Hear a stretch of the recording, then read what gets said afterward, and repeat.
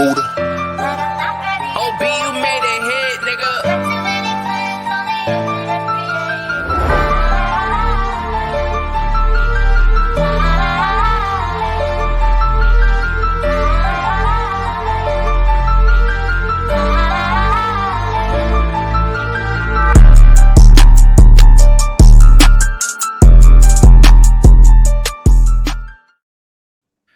Oh, welcome back, guys. This is your host, Preston, with B.O.P 713 Houston Rockets show here, and I'm with my boy, Dante. What's up, Dante? And I'm here with my boy, Pastor. It's been a minute, Pete. What happening? We're going to talk about a slate of things today. We're going to talk about the games that happened over the course of the week. We're also going to talk about some trades that can and should happen with Houston during that trade deadline. And then finally, we're going to talk about that sweet Kyrie trade to the Mavs. So first off, I'd like to start off with what's up, guys? What's happening? All is well. All is well. Currently fighting for my life throughout Twitter and everything, all over the place. But besides that, man, all is well. I won't be too down, even though we had a terrible game against OKC. I won't be the one that's all upset about it. I have a lot to say on it, so can't wait to get to talking about it.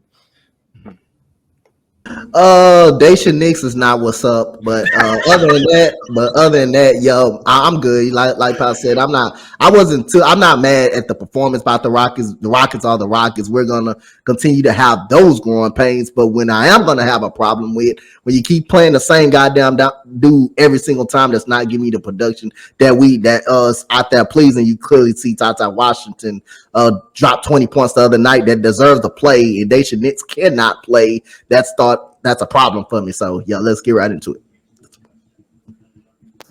Yeah, absolutely. Can't wait. Let's start off with that first OKC game.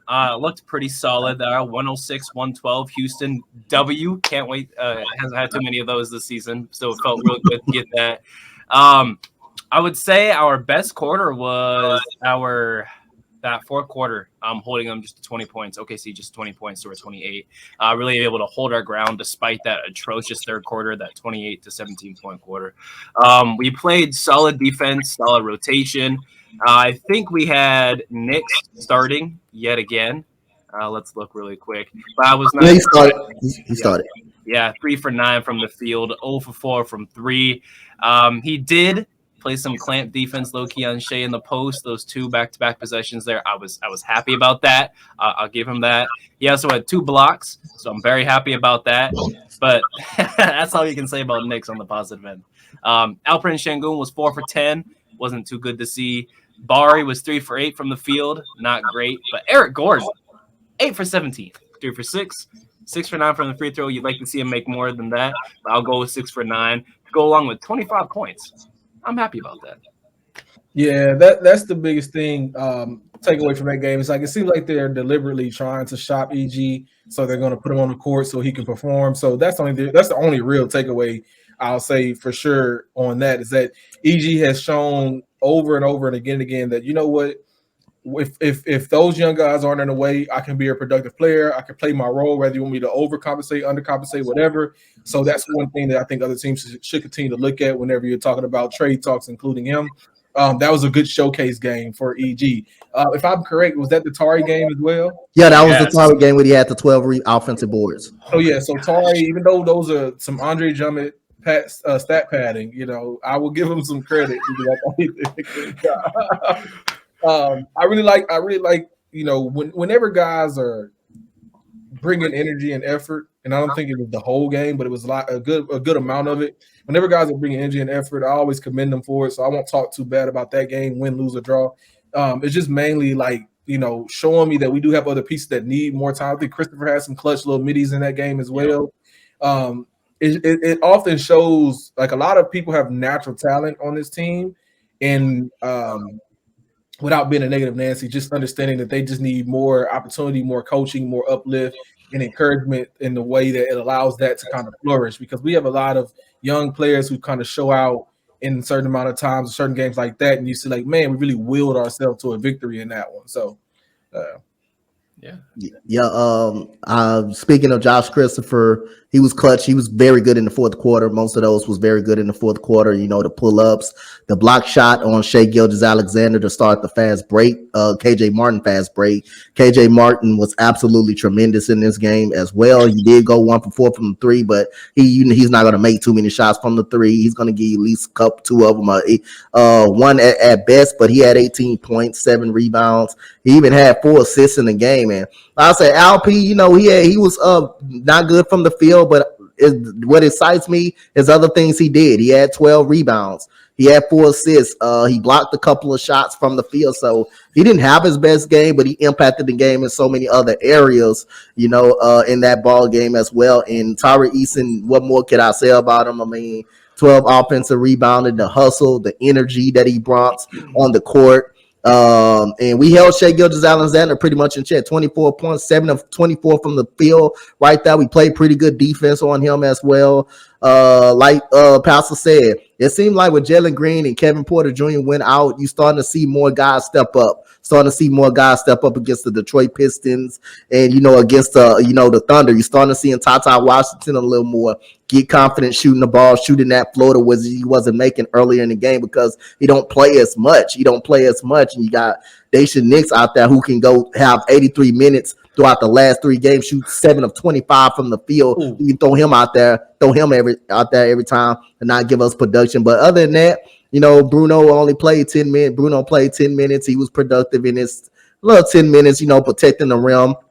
And Jabari Smith, he gets opportunities. Jabari Smith gets opportunities. He's got to start capitalizing on those open opportunities every time. Most of the time he gets them. He has open opportunities. The problem with Jabari, he can't put the ball on the floor. I think that's what hurt him more than anything. When he tries to put the ball on the floor, guys go down there and get it. And that's one weak spot. That's another weak spot that's in this game coming out of the drop, that he couldn't put the ball on the floor. And then he gets a mismatch in a post, and he doesn't know how to handle a mismatch in a post. Shoot over a smaller guy. You got to start. You're 6'10". You got to start taking advantage of those and shooting over a guy that's 6'3" or Shea Gilgeous-Alexander. You got to start taking most of your opportunities.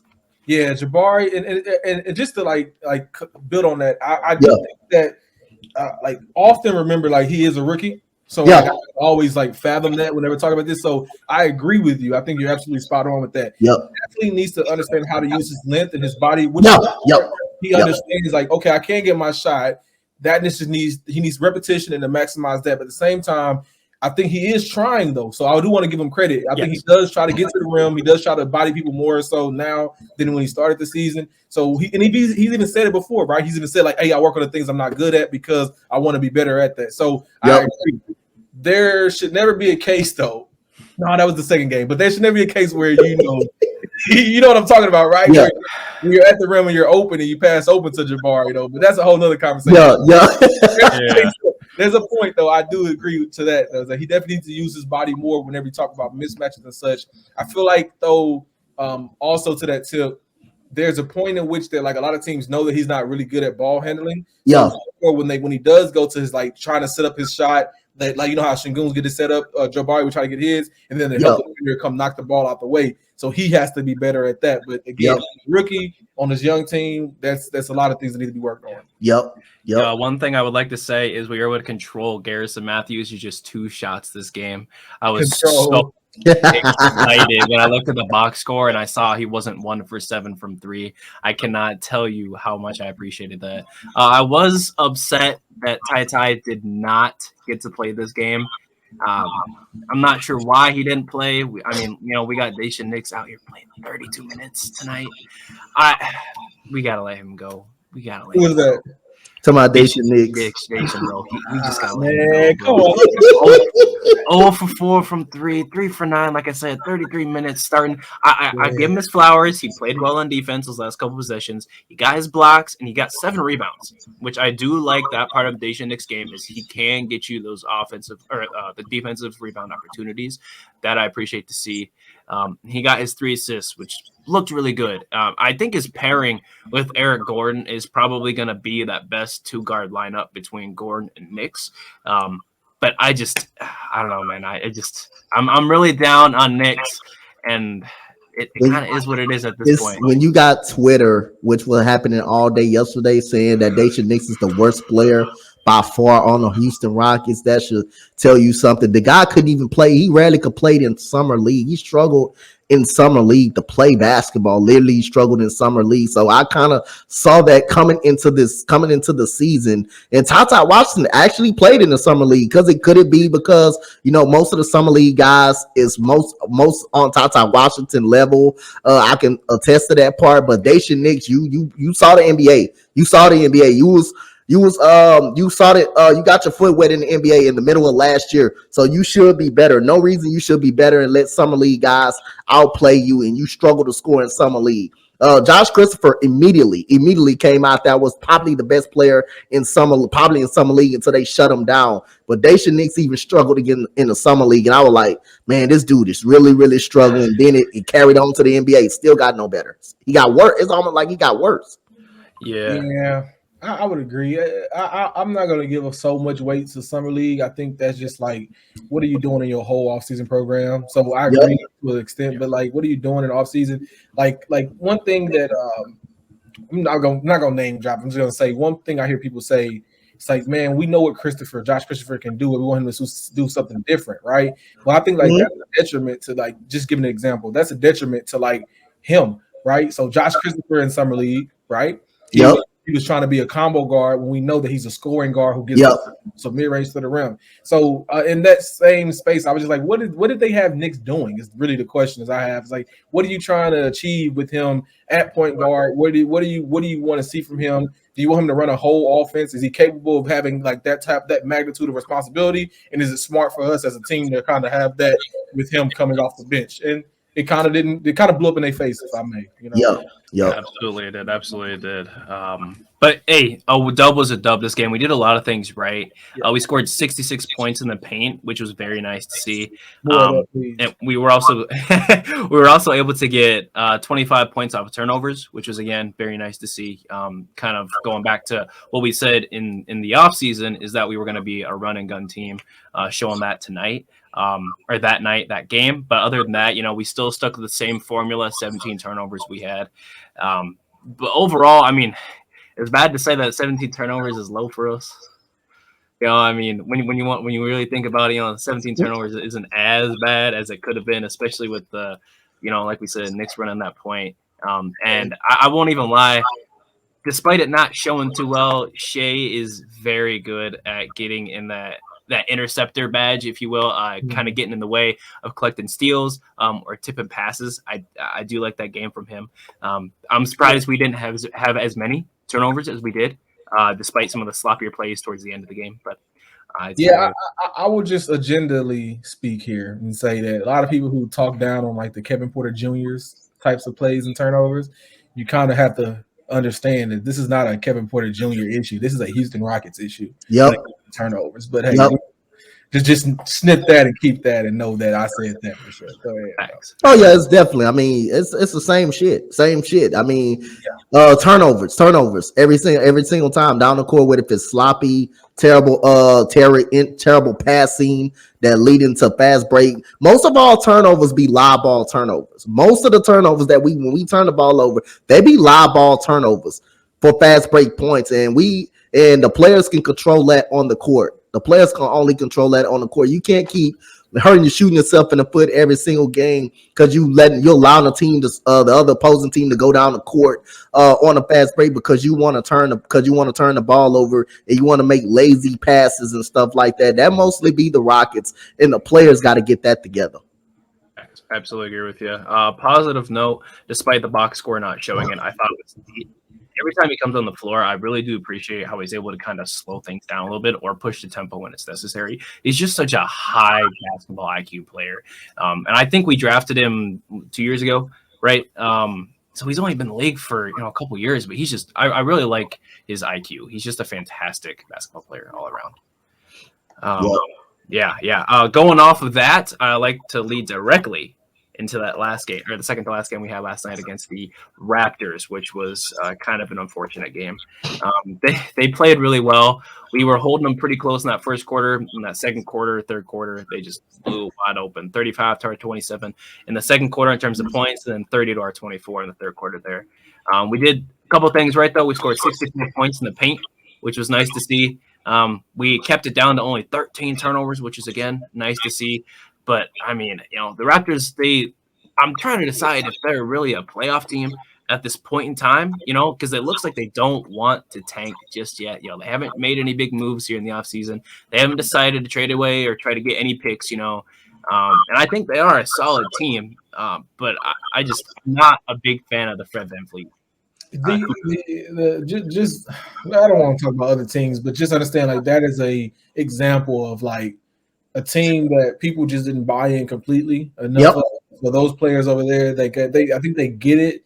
The plan works, but like when OG Anunoby is telling them that he wants to be superstar and he should get a bigger role, and like you wouldn't hear those things out of San Antonio, right? You know what I mean?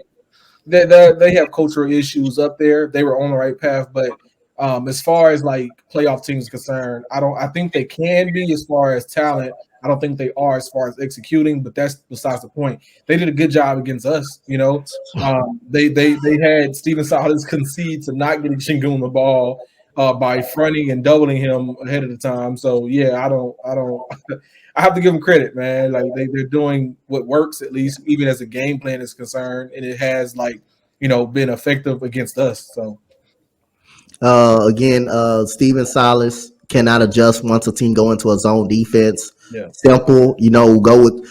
Remember, now you had guys fronting Alpi in the post. What's a simple thing to do? If you're Coach Steven Silas, bring your best playmaker to the middle of the zone defense to the free throw line. Get him the ball and let him make the right decision. But instead, you let guys front him in the post, and you don't do enough to let that zone move around. You got to work that zone. You got to move the ball around versus that zone. You got to make the zone move. Go ahead. I was saying that he could come up and grab it, not from the post and walk to the post. Like he's athletic and has enough handle to be able to grab the ball from the top of the three, from closer to the half court, and walk it up to a spot. That would create enough chaos to get other players open, even from that whole sequence of just grabbing it and walking to a spot. So yeah, it's some things that like Steven Silas does that concedes that, like, I don't know, like that's not sending a good message. You know what I'm saying? But yeah, I have more to say, but go ahead, continue. Yeah. So when I did see them, I saw us have success when you bring LP, basically like you were saying, and then to the free throw line, or it was times he would bring Jabari to the free throw line because Jabari can shoot so good. Probably shoot at that free throw line area. It starts to wear off on the defense, but you gotta have some type of adjustment against a 3-2 zone, and they consistently slow us down. At first, they started man-to-man. They know we were getting to the paint, and all of a sudden, the 3-2 zone, the ball staggers around. But all of a sudden, the Raptors had 20 fast break points, and the Raptors' second chance opportunities came in the second quarter. They were killing us in second chance opportunity. Gary Trent Jr., they were getting out on the fast break. We could not find people in transition, especially Fred VanVleet. You got to give it to him. He was hot all game. There's nothing you can do. I remember Fred VanVleet had a step back corner pop three with Jason Tate all in his face, and he made it. That's how hot he was. But we got to be able to find guys in transition, we wasn't doing that. Every time they get a rebound, they're pushing it. Guys like Gary Trent Jr. was wide open, and we looked a little bit of a loss on the defensive side of the ball, losing 3-point shooters. Precious Achula, them doing whatever they want. Offensive rebound after offensive rebound. We didn't even turn the ball over that much, but that means most of their points, most of their fast break points coming off the defensive boards and transitional points, most of their fast break points, and most of them, they got a lot of second chance opportunities. We had no idea how to rebound the basketball, and we got away with the Thunder, right? Beat 7 threes. Now, against a team like Toronto, who has better talent, who has almost just as good as talent, you can't get away with making 7 threes. You got to make some 3-point shots when you have your wide open opportunities against a solid team, but we can't seem to do that. Free throw line, we shoot average as always 72% from the free throw line. We got out rebounded 43 to 40. They had 13 offensive rebounds. They had 13 offensive rebounds. They killed us on the boards, and we just had no idea how to adjust, man. And they shot 45% from the 3-point line, and they made 15 threes, which was 38%. So again, offensive rebounding, getting back in transition. We couldn't find nobody in transition, and like I say, 3-2 zone. Steven Silas do not know how to adjust to that 3-2 zone. No, I absolutely agree. Go ahead, Pastor. I was just gonna say, at first, when you never anybody around for like I want to say going on the last 30 games talks about 3-point percentages and makes, I get upset. Like, man, bro, all that talk that Steven Silas talks about making threes and like getting up more shots, I wonder where that went. And now, like think about it, I preface that by saying, they may have just like railed down the amount of threes we take because we miss so many of them. Yeah. And I'm like, man, like that's, I don't know if that's the right move or if that's the wrong move, because no, I don't want these guys just to chuck up threes, but at the same time, we don't get up enough threes to I'm not gonna say to be competitive, but I'll say to be, I guess, effective or be, but maybe competitive is the right word, because like if there's a way or a route where, I was talking to, I believe it was Frank or Madison about this before too. It was like, if you guys look at the pace that Shingun can score from the post, right? Yeah. If you're talking about, like in the case of the Thunder, right? When we got blew up by the Thunder. If you're looking at the rate of how much points we can get down by, whether that's 10, 15, 20 or more, even if you wanted to go the most efficient style of basketball for the Houston Rockets, which is Shingun, you wouldn't have enough time to catch up a lot of times if you're down by multiple possessions like that, 10 points or more. So when we talk about getting up shots of threes, I feel like those are usually the fastest way most teams try to get back into the game. We don't even trigger our emergency pull up button. Let's get efficient threes. But even when we do, then I have to say, no, maybe I'm tripping. Maybe we do, but when we do take them, we miss so many. We miss them wide open when we do take them. Yeah, so Yep. I don't know. It's just such a weird conundrum, bro. Another thing that I got kind of Pastor, because teams play 3-2 zone against us so much, they kind of slow us down, slow what we got down, and it kind of limit the paint a little bit. We can't drive inside to get an easier look to set up a three. Every three that we basically take is when they're in the 3-2 zone. It's basically a hand in our face, but when we get wide open shots, we don't make them. We're just not as great. We're just not as great. Go ahead. I said they're just not threatened by it at all. Yeah, that's why they get in the 3-2 zone. They're not threatened anyway. But that 3-2 zone is to bait us to make us shoot the basketball. They know we're not going to make shots. They know we're not a good 3-point shooting team. So again, that's why the higher percentage is get your playmaker the ball, get your best player the basketball, and Shangun. Let them find somebody wide open. Let them set up an open play. Let them set up a shot for itself. Get them at the free throw line, because in the post, when you're in the 3-2 zone, that's not allowed to go inside. When you're in the 3-2 zone, they're gonna front the post. Now, if you're in man to man, that's easier. He will eat all day in the man to man. But the zone, I think most of the zones slow us down a lot. And teams know that we can't shoot, so they know we can't shoot the ball consistently or efficiently, even if we were wide open.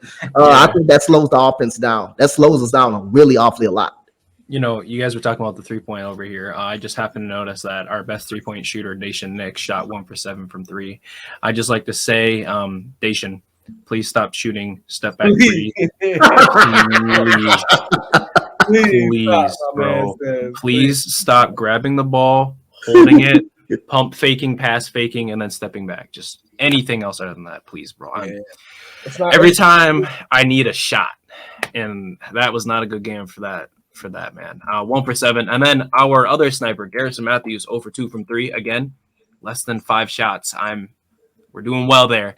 However, I did look at his last 5 games. Okay, he has made 4 3-pointers in his last 5 games. Okay, all right.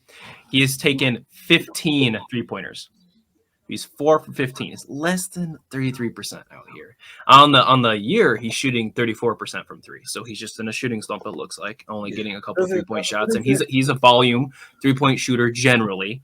But, I mean, his only use on the court is to get you that 3, right? What is it? That's what I'm saying. So what is the purpose, though? Yeah, exactly. All right. And again, I understand we aren't the most effective team at getting people to their spots. So some of that is attributed to that. Some of that is also attributed to coaching. So I'm not trying to put it all on Gary.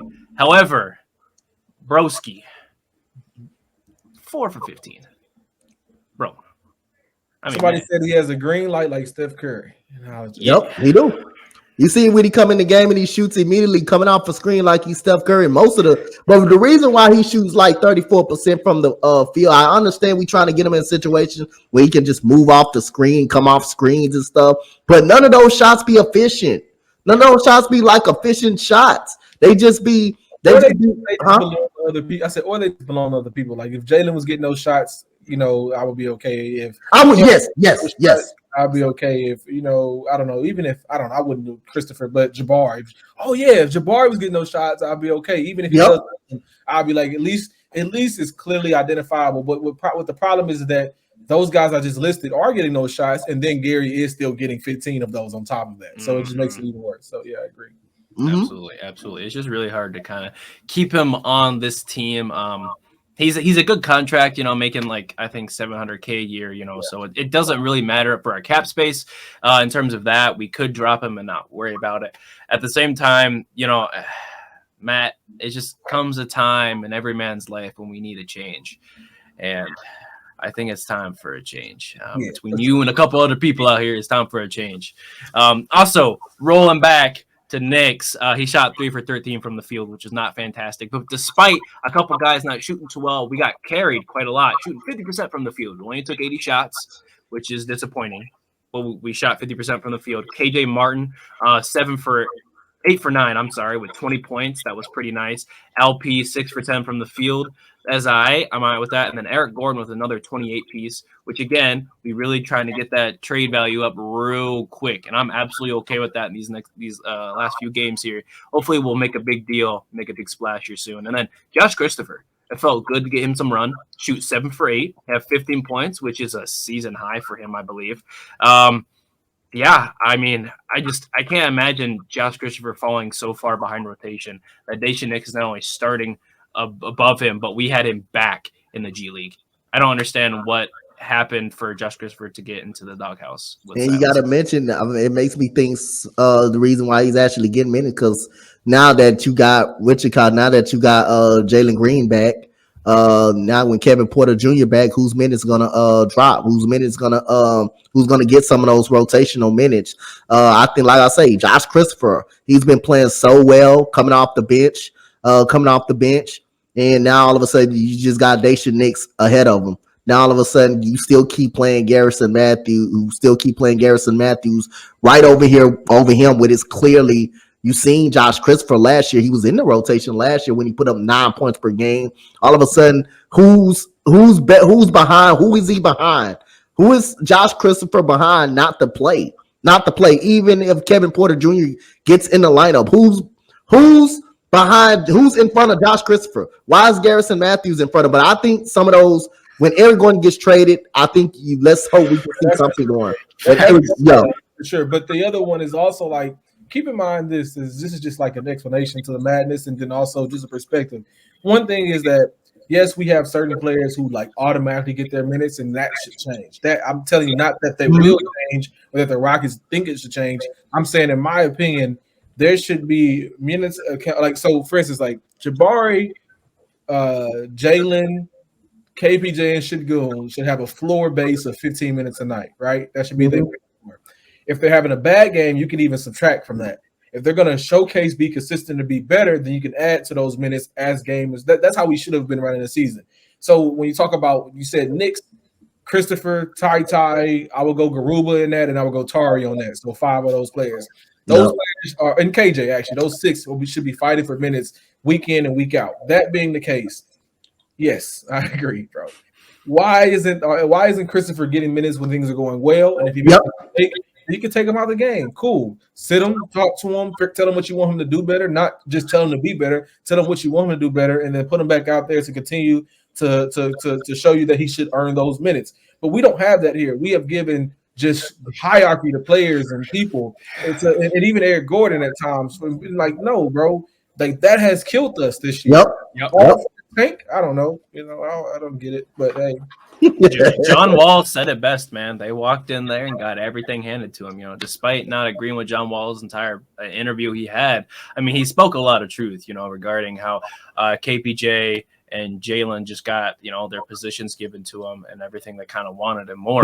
See, and on top of that, even not that I want to be rude to Jabari, because I mean he's been very he hasn't necessarily performed the best, but his attitude's always been good this year. He hasn't complained. He's just coming in, keeping his head down and playing, and I do like that. But even then, he was just given that position, despite a lot of times during the season. I mean, even Tari has played better than him.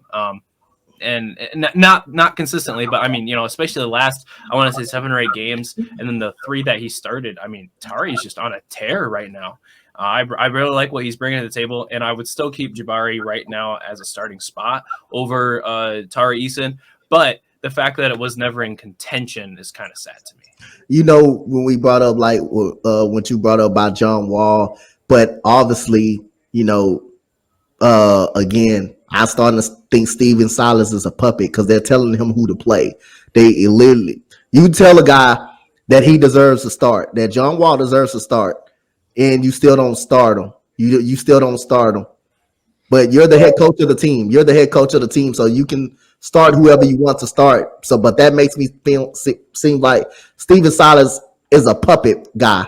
But go ahead, Pastor. Go ahead. I'll say this, and then we can go to the last game as well.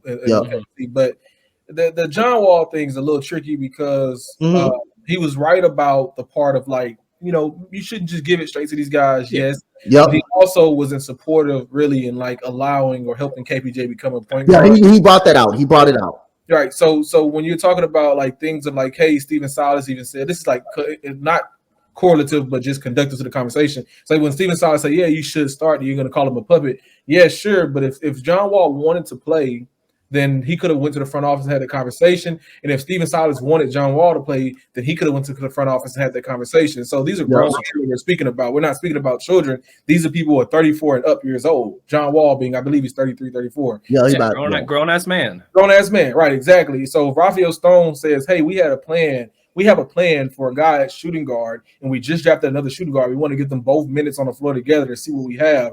And you say, well, I don't like that, and I want to be traded, then that's okay. That's a fair response. I'm not mad at that. If you want to say that, hey, I'll play, but they should earn it, then take that to front office. If front office is saying to you, to a coach, hey, we want you to sit or come off the bench, because that's literally what he said. He didn't say that we want you to sit and don't play. They said, I want you to come off the bench, and you chose egotistically to say, I don't know, I want to come off the bench. Those guys should bow to me for the minute, which I respect that. That's competitiveness. I respect that, but just don't make it seem like you didn't put yourself in this predicament as well. You will play the part because you didn't take on the role or the challenge in a intellectual way or manner, should I say?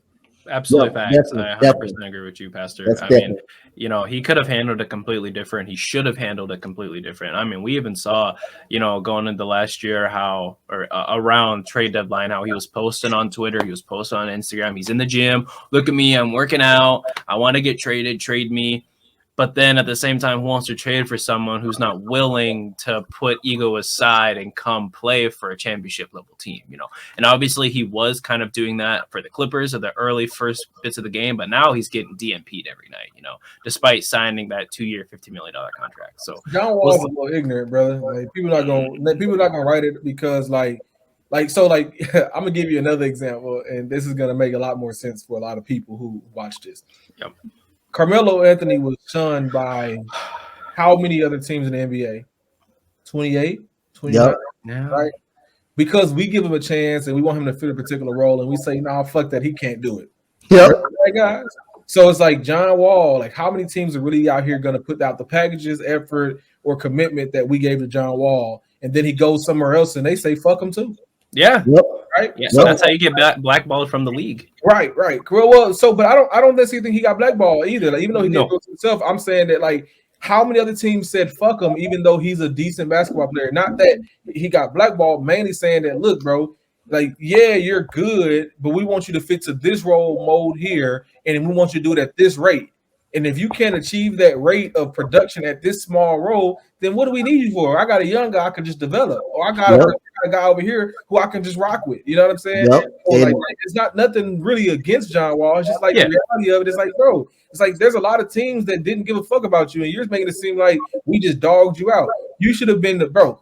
Everything is all salutable, bro, today, right? Everything's on the table. If John Wall says, "I'll take a bench role," we would never have a Knicks playing this amount of minutes. If he said, you know what I'm saying? If he would say, "I want to help these young guys develop and grow," he didn't even want to take a buyout for real. He didn't want to give up any of his money to be here. Imagine how further along would it have went? And I'm not pocket watching or anything. I'm not telling you what he should have done. I'm just saying if you wanted to be a contributor, if you wanted to be a part of this roster, if you wanted to help develop young players, if you really cared about the players as much as you say you do, right? And there wasn't no ego involved. You're 30 whatever years old. It was okay for you to say, "I'll take a $30 million pay cut, $20 million pay cut, or I'll push it further along so I could be here for a while and help these young guys develop," because we not only do they need it, they need competition, they need high IQ, they need a guy who could be here and help them grow. And I want to kind of go off in on a good light. You know what I'm saying? I want to be those type of things that help people view you in a Hall of Fame light whenever those conversations come up. So anyway, it's like that shit shouldn't even be a big deal. Excuse my French, but it's just not. You good. He's speaking facts. Yeah, that's not even nothing that's even matters, bro, because he did a lot of that self-inflicted. And a lot of that was Stephen Silas. Like, if you're a puppet like that, the way Dante was saying, then if you wanted him to play, you could have said that. You know what I mean? That's what I said. He should have said it. He should have played him. You're the head coach. You're the head coach at the end of the day. You do the rotations. You do the starter. If you wanted to play him or if you wanted to start him, you could have went out there and you could have did it. And if Jalen Green, if you want to somehow give Jalen Green a starting spot, at the end of the day, you could have done that. You the head coach. You can decide. You can definitely decide that. But he definitely wasn't coaching for his job. I mean, we see where he's at now. You know, he should have had no fear. Yeah. Anyway, Lord have mercy. Rant over about John Wall. He ain't even on the team no more. Let's move on. Let's talk about this. We got to get to the blowout, huh? The beatdown. 121 to 153. Wow. That's a good game. It was very competitive. It was competitive, though. Competitive through and through. I feel like it went wire to wire. Yeah, absolutely right. I was on the edge of my seat. Jalen Green put that monster 12 points on 15 shots. Let me tell you, I was going crazy. Hey, coach, and then we was just arguing about this on Twitter. And 15 off of what? He said 12 points off of 15 shots, and we were just you said 12 points off 15 shots, 4 from 15. You were just talking about it on Twitter too. On the space, Yes, bro. Like this is look, and sorry to cut you off, Fred. Go ahead. It's time, bro. Get it out. I love the Rockets. Okay, that's fair. Let's preface that. Okay. Second of all, it's okay to get blown out every once in a while, but when you look at the way that you got blown out here, and you know that this team is not going to respond back well, it make it worse for me. People should be fired from this. I don't have confidence in doing so. When you don't have players come out ready to go, ready to respond, you don't have any pivot points, any alternative schemes to what happens. Someone brought up, I believe it was in this space. I'm sorry, in the space, or it was in Rockets Watch when they were saying that whenever they put Muscala, is his name? Mike Muscala. Yes, when they put Mike Muscala at the 5, I was first to say they should have put Tari at the 5, right? That was my point. The matchup with him. The matchup would have been better. But then other people went on to say it too, and I totally agree. I think that Tari, when people go small ball center, that means 6'8" under, 6'9" under. I'll get roughed out. Because I would even argue. That's like about 6'9". 6'9". Yeah, because I feel like even if Bam was going dominant on us and Jabari was getting work and Şengün was getting work, I would put Tari in. Like, you know what I mean? Like, just to get a shot. So my point is like 6'9" and under. I just feel like Tari would give you a lot of effort that would counterbalance a lot of things. One, in the case of Mike Muscala, I feel like when he's stretching the floor that way and we have to do switch, right? They basically went 5 out on us. Then you can maximize that by having him and Jabari and KJ out there, right? Because we know that works. You see what I'm saying? Yep. So I don't understand a lot of the ways that we go about schematically coaching again. Like, bro, their coach at one point, son, their coach up like 30, bro, at one point was on the court coaching. Go here, you do that, we right here. Still coaching. They had a point in the game, y'all, where they were up 25 points. They said that it was some shot that was led to a foul that didn't give them a point. The coach challenged it. because he wanted to go up by 27 instead of 25. So I was just thinking about, bro, there's a lot of things that we just don't take pride in, man. We got super smiley coach on the sideline. He gave the best smiles for 4 quarters down there. And I just don't get it, man. There's a lot of things that the best smiles. Yeah, man. Like, you see in this game, like, look, man, I'm not gonna be too mad at Jalen because it's his first game back, but I said that, yo. That's an excuse, though. You know what I mean? Like anybody who wants to argue that's an excuse, I would agree. That's an excuse because no way should you come out here and shit the bed that much, and then when we have plays like where we have players right now who can come in, like they played well without him, right? Yeah. You know what I mean? So like those things are like I don't know. It's like it's a double-edged sword. When you're here and you're on the court, you are expected to put something productive there. If you're not putting that on the court, then come take a seat and let's talk about it. Let's figure it out until you can actually put something collective on the floor that's like conducive to winning or bringing us back into the game. That's why you guys are praising Christopher today, right? That's why you guys are praising Shinguns and all, because when they were on Tari, because when they're on the court, they're giving you plays and effort that are conducive to bringing us up, back, or contributing to some form of winning basketball, Ty yesterday did a great job, Yeah, facts. It was nice to see him get in there. Go ahead. All I say, like I say, I definitely agree with you. It's how you lose a ball game. And we lost this game from the opening tip-off. That's just how it is. The guys weren't ready to play. That's just what it was, and that's on coaching. You don't got your guys prepared.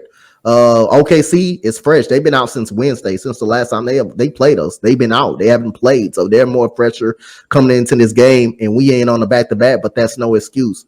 This is a professional basketball team. Everybody plays back-to-backs. Every team in the league plays back-to-back. How do you not got this team to prepare to play basketball? From the opening tip-off, we were dominated. Shai Gilgeous, they played the 5 out. Shai Gilgeous-Alexander ate us up in the paint. We couldn't stop him from going. But most of that, Jabari tried to play hardest defense he can. He did. Shai Gilgeous-Alexander is just an all-star. He's just a superstar type player. He's going to get some of those buckets to go down. It was a couple of plays that Jabari Smith right in front of him. He just uses his body well to create the separation and goes up. And I get that. He's a superstar type caliber player, but I like the fact that Jabari took the challenge and took the challenge on that, but he's just an all-star type player. So he's going to get his. But we had, like I said again, once we got down, it seemed like we stopped playing. We stopped playing basketball. It was just no adjustments, man. It just nothing we can do that night. No matter what lineup, there was no improvement. It was no improvement at all. The same old shit. We couldn't shoot the ball. From the 3-point line, we went 10 of 30 from the 3-point line. Most of the buckets we got as twos. They shot the 3-ball well all night. They were hot from downtown, no matter who shot the basketball. It was just we wasn't prepared to play. But one thing I'm gonna continue to praise Tari, East, and them about Josh Christopher. They give maximum effort, no matter how bad we're getting beaten. Those are the guys like Josh Christopher, Eason, and you got Tata Washington who gave you 20 points. They gave you maximum effort, no matter how many times we got blown out, no matter how much we was down. They gave you maximum effort throughout the whole game. A lot of these guys don't give you effort throughout the whole game. Not in this ass whooping that we took, but other than that, we got beat from the opening tip off, and that's embarrassing. And that start with the head coaching. We not putting the winning products out there on the court, and we having a coach challenging a play up 27 points. Challenging the play. The guy's still coaching on the sideline. You know what Steven Silas do? He does this. That's what he does. He does that. He claps like everything is going well. So other than that, I'm like I say, it's frustrating, to lose a game, have 153 points put on us like that. Them guys shooting out of the gym like this, and every shot was wide open. Every shot they took was like almost wide open. It was a comfortable jump shot. So other than that, we got beat from start to finish, and just the guys weren't ready to play. I don't want to hear anything about no back-to-back. Everybody plays back-to-backs in the league. We weren't tired. We young. We can't be tired. Back-to-backs, like I get it. Like I mean, so let's say it this way. Even if the back-to-back thing, like how some people give the excuse like, oh, Raphael Stone is the guy who's like he's making all the decisions behind the scenes, so it's like handicapping Stephen Silas. But like there are often times where you see Stephen Silas is actually trying to coach and he sucks, right? Yep. The same as, man, back-to-backs they often hurt young teams. So but at the same time, how did you prepare for a back-to-back, Stephen Silas? And was it good enough, right? So it's like, come on, bro. Like it's not like that's not even, bro. Stop, bro. Everybody plays back to back, and we're a young team. You take away Eric Gordon, we the youngest team in the league. Take Eric Gordon off the roster. We're the youngest. We are now the youngest team in the league. He didn't even play. He didn't even play. Yeah. And we gave the effort that we gave out there, and we were just beat from the opening tip off because we was not prepared going into that basketball game. OKC hasn't played since Wednesday, but it doesn't give you an excuse to have a game off, to take a game off and forget that you had a 7:00 game in the Chesapeake arena against OKC. That doesn't give you an excuse to take a game off and decide to go in there and just lay down on the floor. No, absolutely not. I mean, we should not lose by 30 if we're dropping 120, right? Like that is absolutely no excuse, especially when they're putting up 40 points in between the second and third quarter, 41 points in the second and 44 points in the third quarter. That's just absolutely atrocious, you know. I mean, it's really sad to say that our bench scored 82 points, right? And our starting lineup scored 39. Bad. Yeah, our starting lineup scored 39 points to our bench 82 points. That's completely indicative too. It's kind of crazy, bro. That's completely. That's crazy. Listen. Right, when you think about that, 82 points for the bench. We have a player who is a G League All-Star starting at point guard. That's all it is. G League All-Star. Playing starting at point. It's not. It doesn't make sense, bro. It really doesn't. Like if you are any NBA player, you're gonna look at that and feast. You know what I mean? Like you know what drove me probably the most insane last night, and y'all not gonna believe this shit, bro. Drove me insane the most last night. It wasn't really the score. It was seeing Josh Giddey murmur to his friends, like, "Man, we're kicking their ass." Yeah, bro. Like that shit drives me insane, bro. Josh Giddey even had shooting practice last night against us. He can rarely shoot the ball. He had shooting practice all night. Yes, he went 1 from 4, but he was shooting the ball like confidence. And Josh Giddey don't shoot that many threes. Man, but he was shooting the ball with confidence, and he was showing out. He was styling on us. He was just showing out. And Jalen Williams taking charges, up by 30, playing hard, laughing. They going on the sideline laughing. Play hard while we up. Yep. Oh, when was the last time we seen that? When we play hard while we up? How many times do we go up by 10, 15, or 20, and if somehow they just always come back? They dog us. We get too complacent. Almost every game. That's what I'm saying. Like when you talk about coaching, like don't people. It was an AI said practice, right? Practice. Talking about coaching. Coaching. Yep. Bro. When we talk about coaching in the Houston Rockets, bro, they don't do it. When we go up, they don't know how to keep it going. They don't know how you do. Like if we're listen, bro. There's a point in the game, right? And this is one reason I argue for like bringing back Kelly Olynyk and how to use Jabari and such. There are points in the game where Şengün to help us get up by 8, 9, 10, 12, right? And they'll bench him. They'll bench him so we can make sure he has enough energy for us to be able to maintain the score for the third quarter and for the fourth quarter. And I get the idea. But the actuality of it is that if he's cooking, let him cook, right? Yep. So, I mean, and then there are other players that often get this same leash as well. Like, you know what I mean? If Tari is giving a whole lot of maximum effort, I mean, you can take him out you can leave him until he's exhausted and he's ready to come out. You know what I mean? But I get some parts of it. It has to make sense. But at the same time, bro, there's a lot of things that you can do to like maximize what's working, and we don't. So make it make sense. Speaking of making it make sense, LP only played 15 minutes that night. Yeah, that was wild. That was wild. He didn't have to play that again. I understand. There was the issues revolving around the matchup, but I mean, 15 minutes. The matchup wasn't so much an issue though, in my opinion. You know why I say that? Because they choose to play drop center only when he's in. He's made perimeter blocks before. He comes out on the perimeter many different ways. That's a choice. That's a defensive scheme, a lineup perspective. And then it's like, okay, if you're gonna only reason I would say it's okay to bench Şengün for those 15 minutes, right? So only playing for those 15 minutes was because we were down by so much, and I think that, like I told you earlier, the rate of scoring for Şengün, I don't think is there. I don't think that he could bring you back fast enough for him to be effective. So it only mattered when we were down early that you could have kept him in to stay with that. But they brought him out really early because he got gas and they were like pushing the pace, and we just got outpaced for like the first. Because they ran 5 out. They ran 5 out. They didn't have no shoot. They didn't have no regular inside center. They had a stretch. They basically had a stretch center. Right, yeah. But so those are things that we can do too. We're just not good at it. But the point is that in the case of Şengün, you can bring him back in. Someone even said bring him in spurts, like 6 minutes at a time. You could have done that. There's so many ways to do it. 15 minutes is not optimal. I understand why they did it, because Stephen Silas didn't have the answer. Had it been a good coach, there would have been no issue at all. We wouldn't even been down that much, but hell.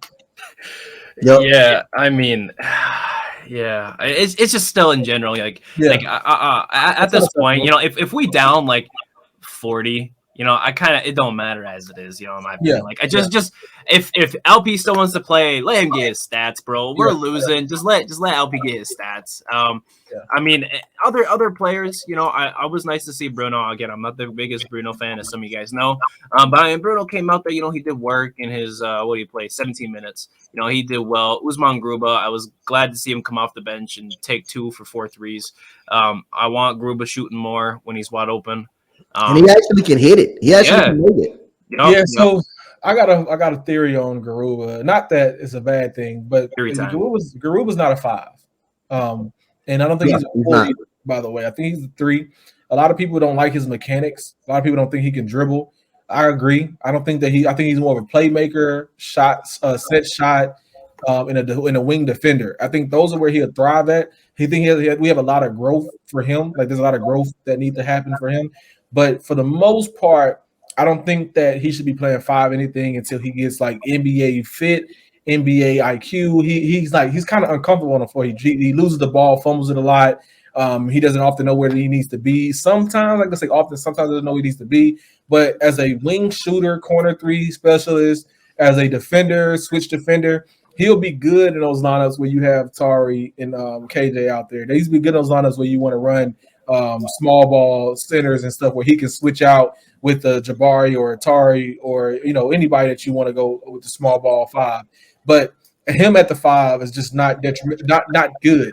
But I say that to preface this. A lot of people get mad about the 3 center rotation. The only reason they're doing it is because of the undersized that Garuba is. Yeah. Garuba, he's because he can guard 3 through 5. I think he should be at the 4. Yes. But because he's at 5, he's underappreciated, and this is a wave deeper on the topic of like a lot of players on our team that we don't even understand what they actually are because we're not even putting them in the right position. So we don't put them in this position to succeed at all. Yep. Yeah. I mean, at the end of the day, though, we'll see what happens. I kind of relate to that, not the exact same sense, but relative to how we use Tari Eason. I would prefer him at the 3, but I like playing him at the 4 because he's able to guard that 1 through 5, and occasionally if that 5 as a small ball. It just depends on the matchup. That Tari is such a game to game decision. Like Garuba makes sense at the 3 and 4, no matter what the situation is. If you do need a 5, then he can do it. But Tari, I think depending on who they have and how we're matching up against them, he's such a plug and play type of player via just effort alone. It don't even matter, bro. Like he can play, because he can put him at the 2 at sometimes if you wanted to. He's such a spot up shooter. Like he can put at the 2 if you want to go full defensive route. Like it just depends on whatever you're trying to achieve. It just has to make sense, and you have to counter things. You have to throw different curveballs at people to get them to think, so you can see how they react to it. Because that's what people do to us. Is we know that they want to run ISO. We're gonna throw this at them and see how they respond. We're gonna bring out a phone real quick. Oh, we're gonna trap them full court just for a little bit, right? Or we're gonna do pressure. You know what I mean? We don't do none of that. So nope. Facts. I would like to say, Tari, 7 for 9 from the free throw. That's nice to see. That's nice to see. I want to see them more often. I give him his credit.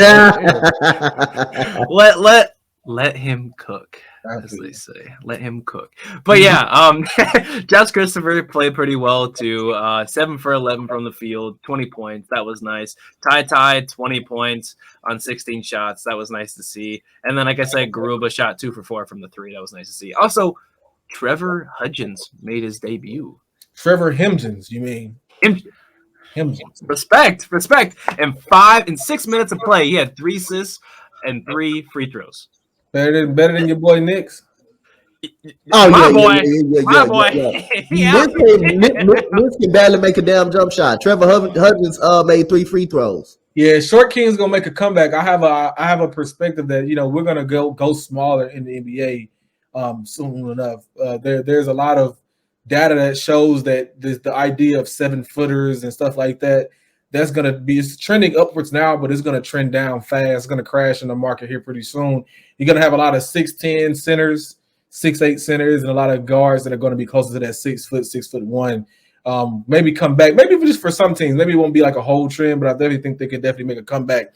Hudgens is a good enough player to come in and give you points. I think defensively is where you're going to always miss out, so he won't ever be like a starter in this league. But definitely there's a lot to be said about him as a just provider and scoring. I think that's a point that you can kind of like attribute as like a success in the league. If he can come in and IT his way into scoring every now and then I'm okay with that. You know what I mean? Like he doesn't have to be a like a key rotational piece. He could be a situational piece, or hey, we're down by this, put him in, or we're up by this, put him in, or we want to get a quick boost, put him in, a quick spark, put nice him in. Spark plug. Yep. I agree. Absolutely agree. Dante, anything else from this game? Nah, man, it's just the way we came out and played, and unprepared. And you already know, I just wish we stopped seeing Daisha Nix. I just wish we just really stopped seeing this guy. This guy ain't good. He's not good. He can't play. He can't play. Not for this team.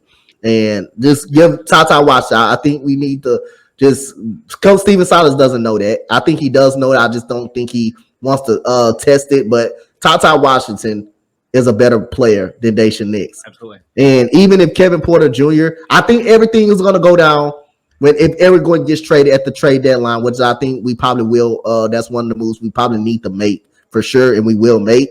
And see how the rotation is going to go. Now, it's Eric Gordon, and who would you put in that starting rotation? After Eric Gordon. KJ or Tari immediately. So, yeah.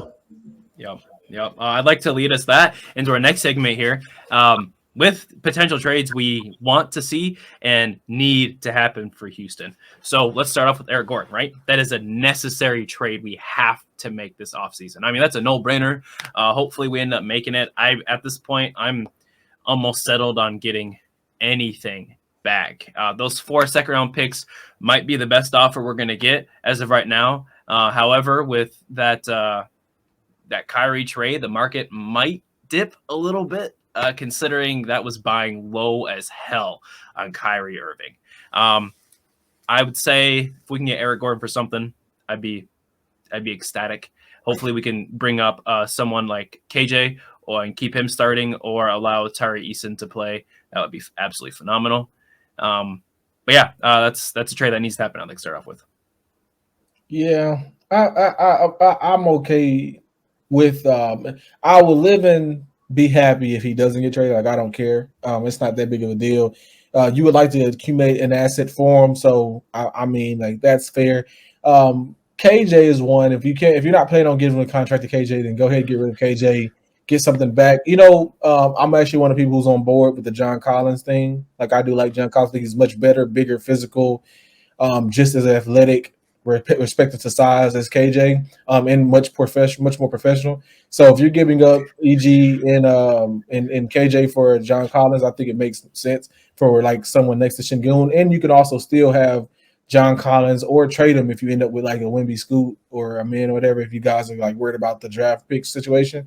So those picks, those trades that need to be happening for me, probably just surround EG, KJ. That's normal. What I would like to see, I would like to see us either move those Bucks picks and next picks away, or just back, push them out further because we cannot accumulate more youth in this particular Agreed. environment.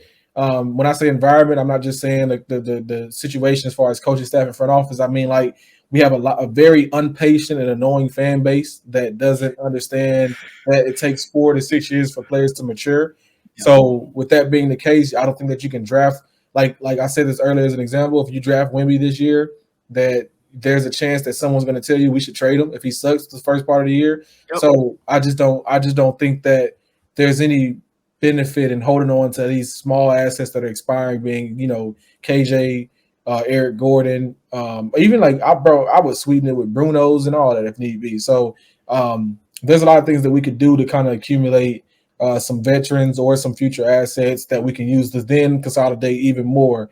But there's so things to be said about that, just as a counter argument to like the trades. I know we're going to continue this, but even if you didn't want to trade anyone, I understand as far as like outside of KJ and EG, mainly because like we have not actually been able to truly evaluate who we actually have on this team, right? Like we've only been able to see it based off what we think and then what the offense that we run, and then we all agree, everyone across the board, even in the NBA, agree that we're not doing it the right way to understanding what we have on the team. So I don't it's so hard for me to answer that question. It's like what needs to happen. What I would want to happen, I want to trade Steven Silas. That's what I would want to happen. But what needs to happen, bag of chips if I could. Right, exactly. What needs to happen is definitely just find a way to get future assets or push them out further, so therefore we can kind of like rightfully so evaluate what we have currently and maximize what we kind of like are working with, and then take advantage of that.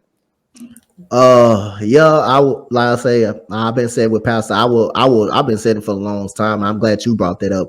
I will trade actually if KJ Martin we don't give him a contract extension, or if he still doesn't.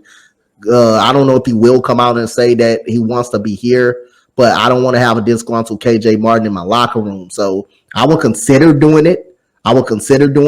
But also I would consider moving Tate. I would actually, if a call comes up, I would consider moving him. If they will, that's a sell high move. That's a sell high move. Yeah, I'm sorry, not to cut you off. No, go ahead. Like there's some people some articles that came out that the phone was ringing off the hook, and if that is truly a bit, if that's true, then there should be some real considerations, because there's nobody on this team that like I care enough to like cry over if they leave. Yep. I mean, like Tate, all things being considered, yeah, he's a good NBA player, but like there's not enough for me to even like, bro, it's not even worth the squeeze of juice, bro. You know what I mean? You got him the money that he needs. He will be an NBA player. He's not going to get cut or anything from any other team. He's going to go in and work. I believe in him as a player, but he's also 27 at this point. Yep. Yeah, bro. A little old. Yep. Oh, bro. Like, what are we gonna do? Keep him as long as we keep EG? Yep. That's what I would consider if a call come in and a contending team, playoff contender want him. I would actually do it. Yep. Huh? Why was he out of the Mavs game? Why was he? I have no idea why was he out of the Mavs game. That could be underlying. Now that I think about it, there could be some things that we don't know that are coming. There could be foreshadowing some trades that are coming. Yep. You talking about Tate? You talking about Tate was out? Tate and EG were both out. So Yep. Eric Gordon is the obvious move, but at the end of the day, like I say, I would like KJ Martin is a question mark for me. If he comes out and say he wants to be a part of this team and he wants a contract extension, I think we should do it. I think he's earned the right to be a part of this team future and possibly start if we do make the move on Eric Gordon. I think he's earned the right to do that, to get in that starting lineup along with Tyrese. And you can put it either way. You can go either way, but I think a move that we should be able to make. I think I would consider giving up Jayshawn Tate, and Eric Gordon is obvious, but like I say, if Pal said we keep him, we keep him. He's a veteran. He's not been a locker room counselor. He's helping out the young guys, and he's talking every pregame, every time the game ends. He's talking. He's been an ultimate professional, so he's not hurting the locker room. So I wouldn't get upset, but that's an obvious move that I think that needs to happen. And Jayshawn Tate, I would actually listen to calls, and if anybody calls and wants him, I would actually do the deal. KJ Martin, I would give him an extension if he wants to be here. If he doesn't want to be here, then I'll be willing to move on from him. Yeah, speaking of KJ, I think he's got some pretty good trade value. Since he started in 20 games this season, he's averaging almost 14 points a game, 7 rebounds, and about 2 assists a game. And I would say for a team that is as interesting as we are. That's pretty good production. And I feel like he would be almost mirroring those, maybe not necessarily to the level of rebounding, but almost mirroring those stats on just about any other given team in a plug and play kind of way. Hashtag Lakers. I know you need his ass. So I would like to see what's kind of going on with KJ.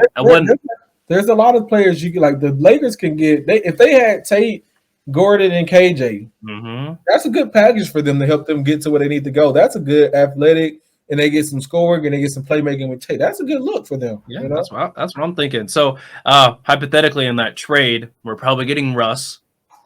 I'm fine. Yeah, I'm absolutely fine with getting Russ. Whether we cut and let him go home, or if we just keep him for the rest of the season, I'm cool either way. I do like Russ. I think his stint in Houston was both overrated and underrated in different aspects.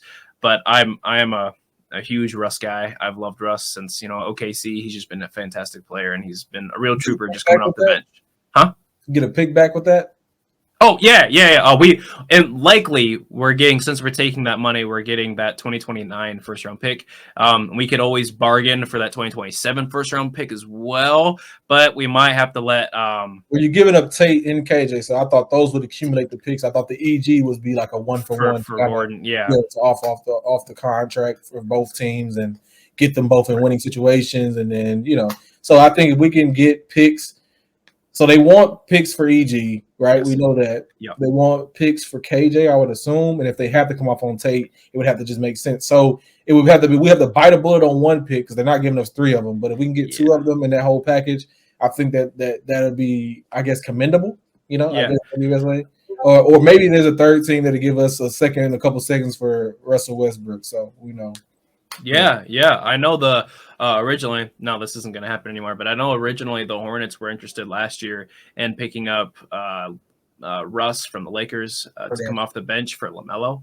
And I know the Pistons were also interested at the beginning of this offseason to pick up Russ to help out Cade off the bench. Now, whether that happens or not remains to be seen. But I would like to see Russ in a different environment. However, I'm not here to talk about Russ. But yeah, if we were to move to the Lakers, I would like some form of trade like that to get some picks back and then move Russ around, see what happens. Another trade I wouldn't mind is moving Bruno. Seeing if we can try to get him involved with KJ, kind of like you said with John Collins. Now, I'm not a fan of making John Collins the face of our franchise. I don't know too much about John Collins. I know he's a solid player. He usually plays that 4 or 5 position. But in this case, will we have to move Jabari to the 3, or are we okay with? You got to move him to the 3. Put him out on the perimeter. So two parts of it. It's actually kind of multifaceted. So Jabari at this current state in development, he's not ready to be a starter anyway. That's just my belief. But if you're going to get John Collins, you can get stability next to Şengün, which allows them two to play well together. Mm-hmm. And then you can cycle in Tari, Jabari, and that's in the other guys that you end up keeping KJ or something, or Garuba. Those players can cycle between the 3, 4, and the 5. So that means you can run Jabari at the 3, 4, to 5, Tari at the 3, 4, to 5. Or Garuba at the 3, 4, to 5. You have so much flexibility because those are the most consistent players are starting. The other players are coming in, getting what they're fitting in, they're earning minutes in the rotation. And I'm sure like some other players that come back or some signings or something like that. So we'll have more options. But yes, and the guys that we can give up. Did you say KJ and Bruno? Yeah, I said KJ, Tate, or a Bruno, or some combination of all 3 if we're getting something. So if you give up those guys, then I'm okay with that. John Collins being the 4. He's a very a lot of people sleep on John Collins. I'll be honest with you. Yeah. He's not overrated. He is what he is. Very athletic. He actually dunks just as well as KJ.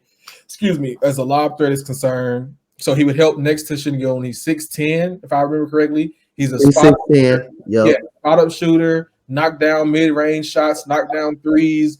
He's very efficient and effective and a good defender. He's a hell of a rim protector. So I do understand why people are more connected and enticed by KJ because he's doing it from 6'7", right? I think he's 6'7" now. 6'7". He's more of a 3. He's managing more of a 3.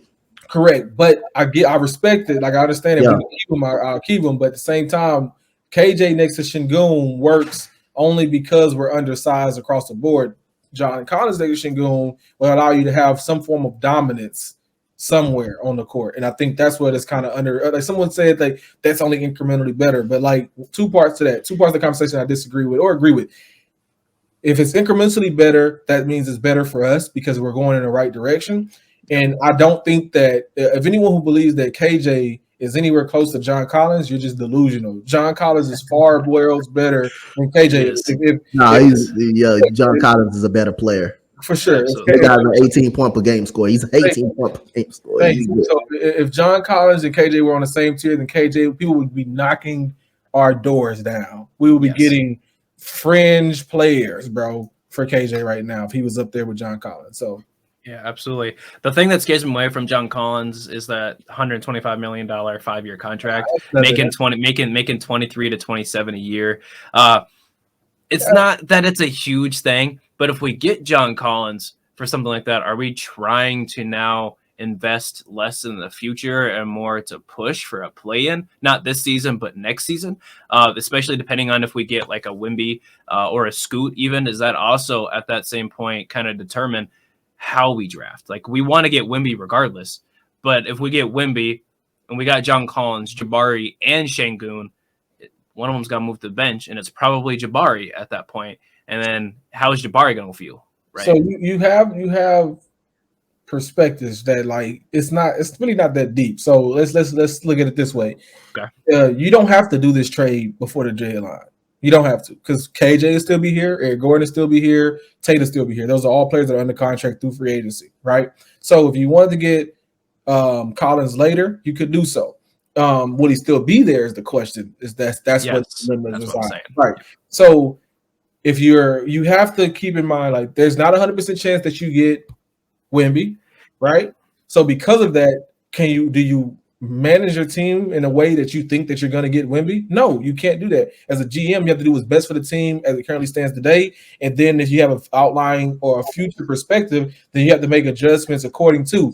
But you can't commit to those things that are like they're not like they're just not proven to happen. They're not guaranteed to happen. You know what I mean? Right. Yeah. So if you're saying, well, you don't take John Collins now because if you get John Collins, then you can't get Wemby. That's not true. If you get John Collins and you end up with the first pick and you end up with Wemby, then one, you either have a really good backup veteran in John Collins, or you can trade him later. It's not a big deal. Like it's not like it's still a right. It's no. My point is, what do we do with Alperen Şengün? He's a starting five. He's a starting five. Regardless, he's starting five. You think so? Yeah, he's a starting five. And it's no guarantee we get Wemby because this is not the NFL when you have the worst record. When you have the worst record, you automatically get the first pick or the second pick. This is we talking about. We have to wait till a damn lotto ball hit the right way for us to get a first overall pick. So this is not a guarantee. Even if we finish with the worst record in the NBA. It's no guarantee we get the number one overall pick and we get a chance. We've done it twice and haven't gotten the first overall pick so far. So I absolutely agree. However, my point is just looking at it from all perspectives. I understand that it's not likely, but I'm just saying like if this happens, what's likely to happen. So I'm glad we were able to clear that up and make sure that Şengün, my pride and joy, is going to stay as the starting center. Okay. So with this, by the way, Wemby can play 3 through 5, so it's not like and you get so many flexibilities with drafting him that it's not like it's those conversations become problems when we get there. Let's get there. Let's cross that bridge when we get there. I understand. I absolutely understand. Moving forward with that, we got to talk about one massive trade, a trade that I didn't see coming at all whatsoever. What? Kyrie Irving to the Mavs? What? I knew it was talked about on Locked On. I thought it was just kind of like let's see what happens. But they got Kyrie for nothing. Spencer Dinwiddie, Dorian Smith, a first round and a couple of second rounders. That was flabbergasted. I was wow. Yeah. I'll say this on this, man. Like, you know, there's the fan base seems to be like sort of split about trading our picks back to Brooklyn so that we can get KD and stuff like that. It's like, look, man, more than anything, those picks are super valuable across the league now as far as perspectives are concerned. With any stock in anything, you have to sell high, buy low. You know what I mean? So in our case, it's like we have a good opportunity to kind of maximize what's going to happen next. This is the best time. If you do believe in Brooklyn, you can keep them if you want to just play the long game. But if you don't believe in it, then you can push those picks so far down the line that you get the right to F up today and still have those picks to fall back on, even when you get your picks back. So it's not, man, listen, there's such a good trade for us today. I won't even shit on that whole little thing. Yeah. Say that, like, bro, they did a good job in acquiring those picks. It still seemed like that we made the right trade, even though everybody else hated on the James Harden trade. So today, as it stands, Raphael Stone did a good job, and just give him his flowers. That's all. You got to give him his flowers, and then we draft. It's not that we didn't draft well; we was able to draft well. We drafted well with the picks previously that we got. Just not having a great coach is just probably seemed to be a difference right there, been a big difference not having a great coach. But the players we know that our players that we drafted could play. We know they could play. Yeah. Dante? Huh? Oh, you sure? We know the players that we actually drafted, like Christopher and Sengun, that they can play. We know they can play. We know they actually can play. We just get the damn Steven Silas effect. Is just the virus just all over the players. Yeah. That's the main problem. But other than that, Brooklyn wanted Kyrie Irving up out there. He didn't want a contract instead. They didn't want to give him a contract instead, and I wouldn't have gave him one anyway if he was going to be a part-time player anyway. So they wanted some Dallas on the other end, wanted some help around Luka.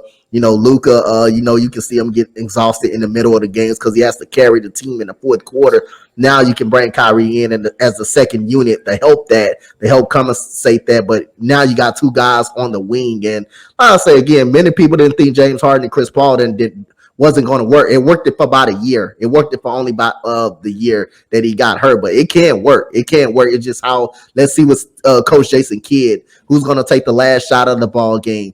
Who's gonna figure that out? But both of them can. But other than that, I'm happy. And the Brooklyn Nets, they got some capital back. They got Dorian Finney-Smith back, who's a good wing defender, and Spencer Dinwiddie, who was the first, who started on Brooklyn, who was on Brooklyn that first playoff run that they had with Kenny Atkinson. That's what Pastor was talking about. That's the Spencer Dinwiddie. Now he's going back over there all of a sudden. So. Yeah, it was a good deal. It was a solid, okay deal. Many Dallas fans will split too. They'll split too. Say how they going to work out. How that's going to work out between him and Luka. They'll split.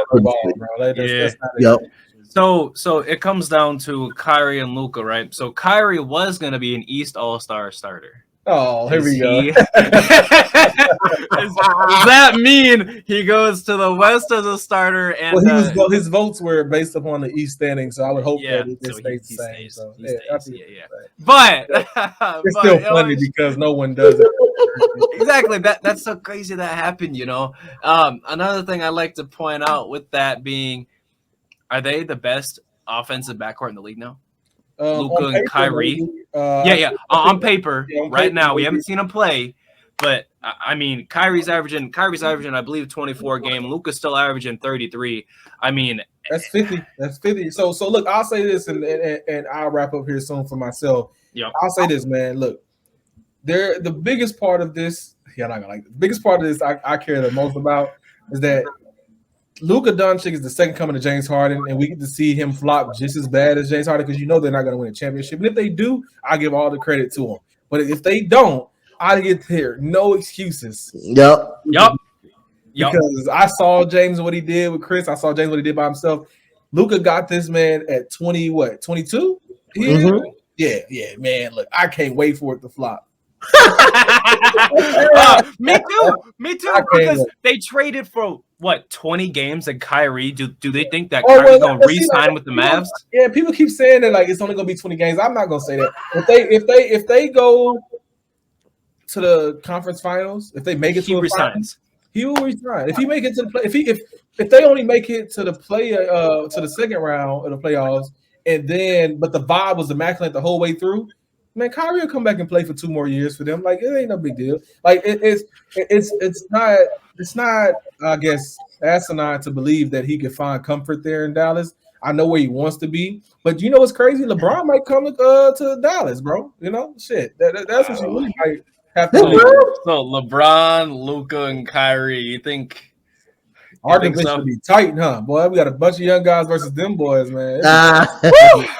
Well, we don't see Dallas no more. We don't see them no more this year. We played them. We played Well, them. I'm talking about when LeBron get there next year. That's what it'll be. Yep. Oh my god, that would be absolutely insane. I'm kind of hoping that's not the case. I would like LeBron to stay right over there, Kyrie stay right over there. LeBron got to get 2 more rings so we can talk LeBron. I mean, so we can talk Michael out of the GOAT status, man. We need to get 2 more rings, man. I want him to ring chase the rest of his life until he can get them 2 rings. Yeah, I mean, he's definitely got the lifespan to do it in the NBA. I mean, he's still putting up 30 points at 38. That's really insane to me. My fantasy, he been going hard for my fantasy league. I ain't gonna lie to you. So my fantasy points be going crazy. FanDuel, especially, shout out FanDuel, been keep me real good with those LeBron bets. I won't even cap. Yeah. But I think that's gonna be it for the rest of today, guys. So yeah, we had a great talk. Great to have everyone who on here as usual. You can follow this channel on YouTube at B.O.P 713 on YouTube. Like, and subscribe, comment, share us around. You can also find me on Twitter at DripGod on Twitter as well as Instagram. You can also find this channel on Twitter at BOP713 for Twitter. Dante and Pastor, let them know where they can find you guys. Definitely can always catch me anytime on Twitter at Earl of God. Obviously known as Pastor George all throughout. I am the local contributor to pretty much anything about Rockets and Texans. So you can always come in, Rockets Watch, and chop it up with me live. You can always come in on Spaces and catch me yelling at folks. But definitely always on Twitter at Earl of God. At me, talk to me, talk shit, whatever. It doesn't bother me. I love the conversation. I love the banter. It's always good. Y'all can find me at Coach Dante on YouTube, Coach Dante, and Coach Dante 31 on Twitter, where I be in those same spaces, watching Pastor go crazy. Be going crazy. You do. Yeah, all right then. We'll see you guys. Boom. Have a good one.